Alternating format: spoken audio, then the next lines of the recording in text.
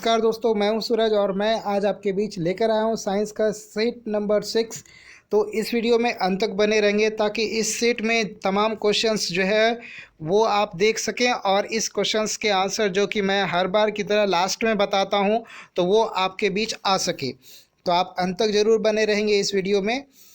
अब पहला क्वेश्चन देखते हैं कि धारा नियंत्रक क्या होता है। ये फिजिक्स से रिलेटेड क्वेश्चन है कि जो व्हाट इज़ रियोस्टेट जो होता है वो क्या होता है, उसके बारे में आपको बताना है। तो रियोस्टेट जो है वो क्या करता है, किसी परिपथ में लगाया जाता है विद्युत धारा के मान को बढ़ाने या घटाने के लिए।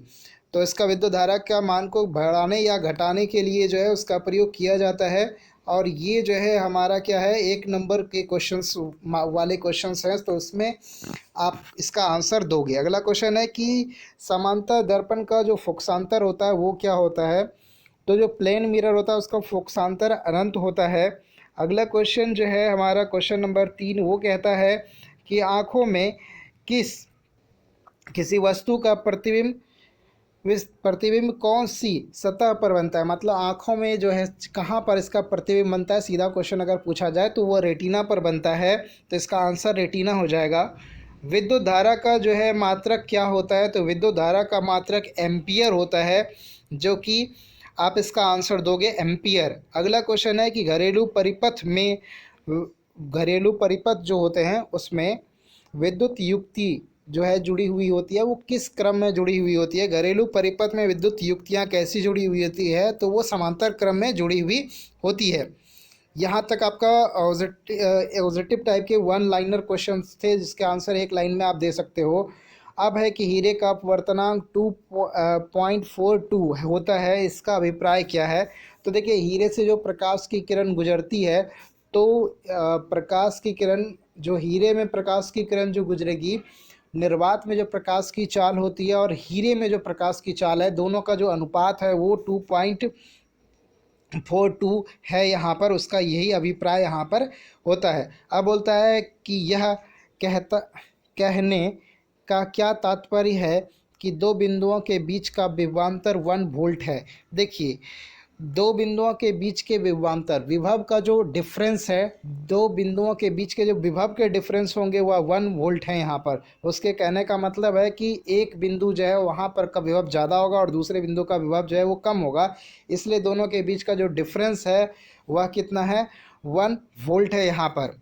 अगला क्वेश्चन है कि अगला क्वेश्चन है आपका कि जरा दृष्टि दोष क्या होता है। देखिए, दृष्टि दोष जो होते हैं वो हम लोग समझते हैं कि आँखों में होने वाला ऐसा दृष्टि दोष में आँखों में होने वाला ऐसा दोष जिससे दूर की वस्तु, निकट की वस्तु या दोनों टाइप का, दूर का भी और निकट का भी, इस तरीके का अगर वस्तु दिखाई नहीं पड़ता है तो आप ये कहेंगे कि आँखों में जो दृष्टि दोष उत्पन्न हो गए हैं।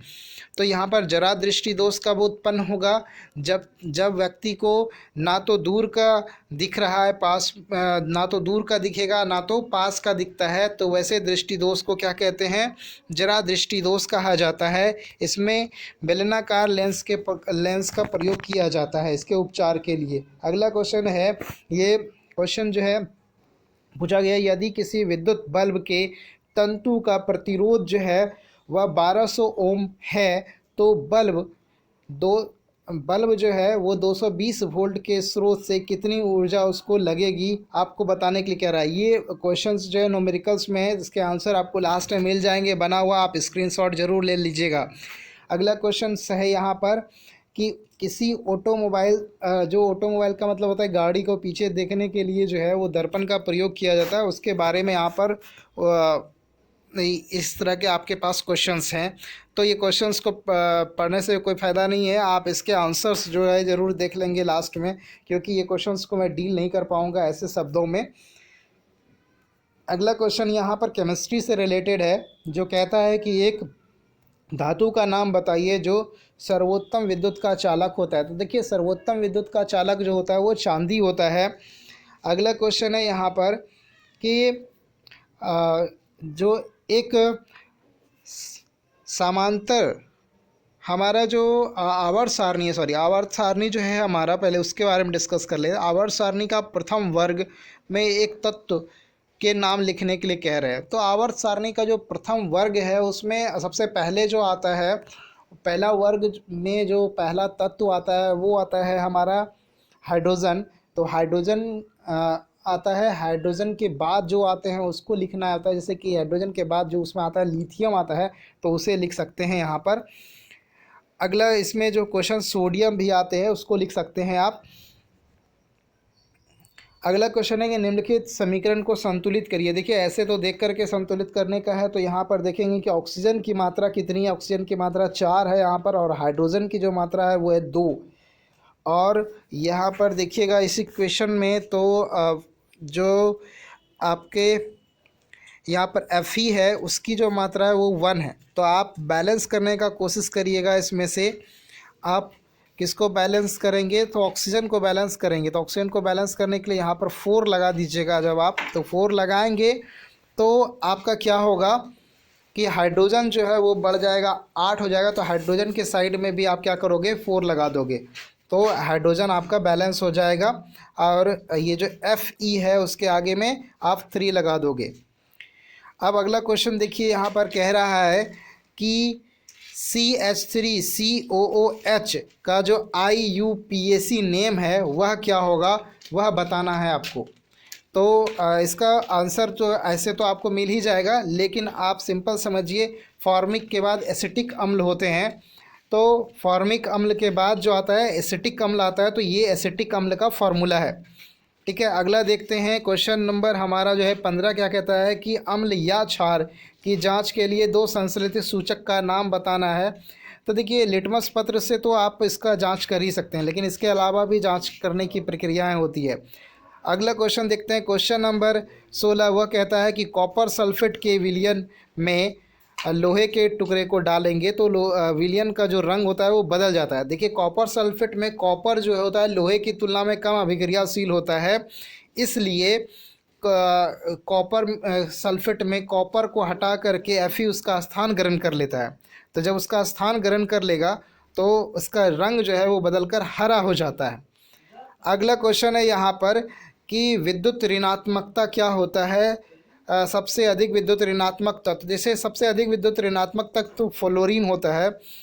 जो इलेक्ट्रॉन को ग्रहण करने की जिसमें जो है क्षमता ज़्यादा होती है, तो इलेक्ट्रॉन को ग्रहण करने की जिसमें क्षमता अधिक होती है उसको विद्युत ऋणात्मक कहते हैं।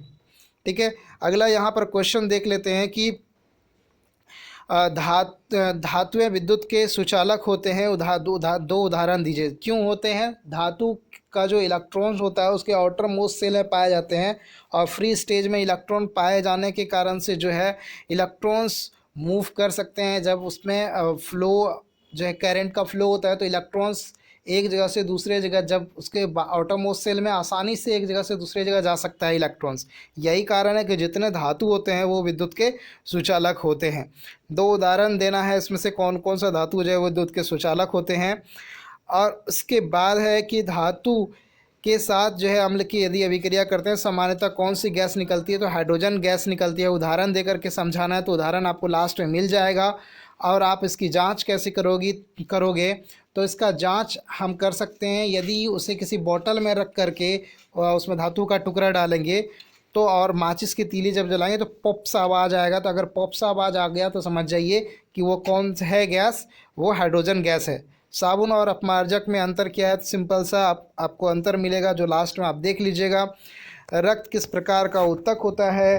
बायोलॉजी के क्वेश्चंस हैं, इन सब के आंसर्स आपको मिल जाएंगे, स्क्रीनशॉट ले लीजिएगा। ग्लूकोज को कोशिकीय ईंधन क्यों कहा जाता है? मस्तिष्क में बुद्धि और चतुराई का केंद्र कहाँ है? अग्रभाग में रहता है ये। उसके बाद यहाँ पर है कि फूलों का कौन सा भाग फल बन जाता है? जीवाश्म क्या है? हमारे आमाशय में अम्ल का क्या कार्य होता है? जाइलम और फ्लोएम ऊतक के कार्य बताएं। आहार श्रृंखला क्या होती है? मैदानी आहार श्रृंखला को समझाने के लिए बोला जा रहा है। उसके बाद अगला क्वेश्चन है कि अमीबा में जो पोषण की जो क्रिया होती है उसमें किस प्रकार से वो भोजन ग्रहण करता है, उसके बारे में सचित्र वर्णन करने के लिए बोल रहा है। और मस्तिष्क का चित्र बनाने के लिए इसमें बोला जा रहा है। अब देखिए इसमें ऑब्जेक्टिव क्वेश्चन है, इसके स्क्रीनशॉट ले लीजिए आप और आंसर करने का कोशिश करेंगे। इसके आंसर आपको लास्ट में मिल भी जाएंगे। अगला देखिए यहाँ पर कि यहाँ पर पूरे इसका आप इसका भी स्क्रीनशॉट ले लें, यहाँ पर इसका भी स्क्रीनशॉट लेते जाइए। मैं इसको स्क्रॉल करते जाता हूँ, आप जो है इसका स्क्रीनशॉट ज़रूर ले लें। केमिस्ट्री के क्वेश्चंस आ गए, अब यहाँ पर से इसका क्वेश्चंस ले लीजिए। फिर जो है यहाँ पर इसका भी ले लें आप लोग स्क्रीनशॉट। आगे मैं इसे स्क्रिप करते जाता हूँ ताकि स्क्रीनशॉट आप लेते जाएं। यहाँ पर इसके स्क्रीनशॉट ले लीजिए आप, और फिर इसका आंसर आप लोग घर में कोशिश करिए कि करें। ठीक है, अब इसके बारी बारी से आंसर के स्क्रीनशॉट लेते जाइए दनादन। स्क्रीनशॉट ले लीजिएगा और इसका आंसर आप लोग करिए घर में। आई होप कि आप लोगों को ये वीडियो समझ में भी आएगा और आपको जो है कहीं और क्वेश्चंस आंसर करने की कोई आवश्यकता नहीं है। सिर्फ इन सब जो जो क्वेश्चंस मैं देते जा रहा हूँ उसको आप क्वेश्चन आंसर को करते जाइए, साइंस आपका तैयार हो जाएगा। अगर कोई मैथ वगैरह के भी इच्छुक हैं तो आप लोग कमेंट बॉक्स में कमेंट अगर करिएगा कि मैथ के वीडियोस चाहिए तो मैं ज़रूर आपके लिए मैथ के वीडियोस भी अपलोड करता रहूँगा। होता क्या है कि आप लोग के कमेंट के माध्यम से मैं ज़्यादातर वीडियो बनाता हूँ। आप लोग कमेंट नहीं आते हैं आपके, तो मैं वीडियो भी उस तरह से नहीं बनाता हूँ। तो मस्तिष्क के ये देखिए चित्र हैं आपके सामने में, किस प्रकार से बनाइएगा। और आपका यहाँ पर 10 तक पॉजिटिव क्वेश्चंस के भी आंसर हैं। तो आज के इस वीडियो में इतना ही। ज़्यादा ख्याल रखिए अपना, ठंडे के दिनों में आराम से कंबल के नीचे पड़िए। तब तक के लिए जय हिंद, जय भारत।